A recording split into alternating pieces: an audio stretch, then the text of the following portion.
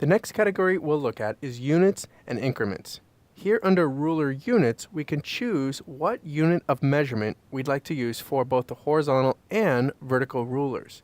Now I'm going to set mine both to inches, but note that you can set them independently. For example, for the horizontal ruler, you might want to use picas, so that's left to right, and then for vertical you might want to use inches. That would be very common in a newspaper or magazine environment where the column depth is measured in inches, but the page and spread width might be measured in picas.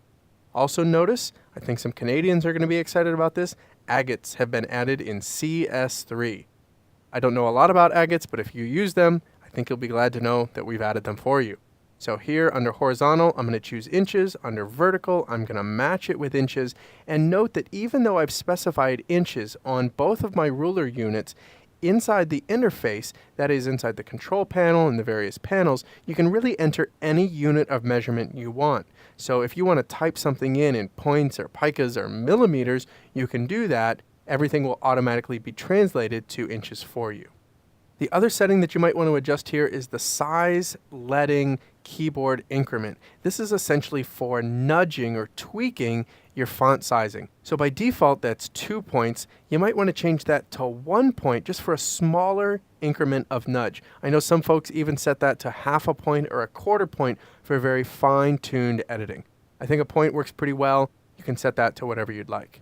The next category is grids, and we have several options here. Most of these are pretty self-explanatory, but a couple that are worth noting include the fact that you can change the default color of your baseline grid.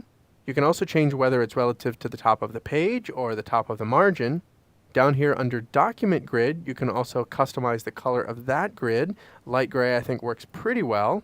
And maybe the most important option here is whether grids are in front or in back. If you'd like the grids to lay over top of all of your artwork, you can disable that. Sometimes I think that makes the document look a little busy unless you're in preview mode. So I'm going to leave this on because I think it minimizes some of the clutter. Everything can still snap to the grids, but they're obscured a little bit. It makes the document not so busy looking.